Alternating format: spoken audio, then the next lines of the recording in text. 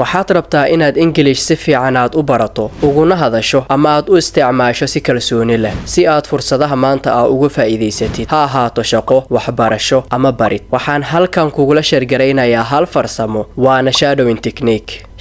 technique waa farsamo la adeegsado si aad u barato sida qof Ingiriis ku hadlaa u hadlo adigoo si joogto ah u dhageysanaya kuna celinaya hadalkooda isla markiiba waxaad noqonaysaa sida harkiisa ama hooskiisa waxaad ku celinaysaa erayada codka xawaaraha iyo xitaa dareenka hadalka haddaan ku soo koobo shadowing technique waa inaad sheegtaa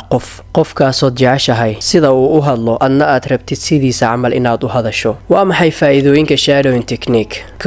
waxay ka caawinaysaa in afkaagu u hadlo si dabiici ah ama uu u shaqeeyo waxaad baranaysaa dhawaaqa erayada iyo sida dhabta ah ay dadku ugu hadlaan ma ahan sida buugaagta waxay ku kordhinaysaa kalsoonida markaad hadlaysid gaar ahaan markaad la hadlayso dadka kale sidee loo sameeyaa shadowing technique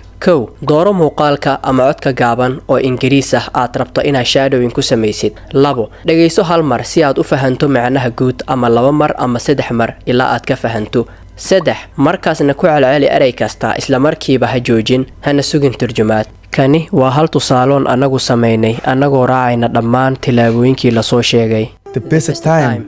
to plant a tree was 25 years ago. That was the best time to plant a tree. The second and the best time is today. Plant the tree of self-discipline.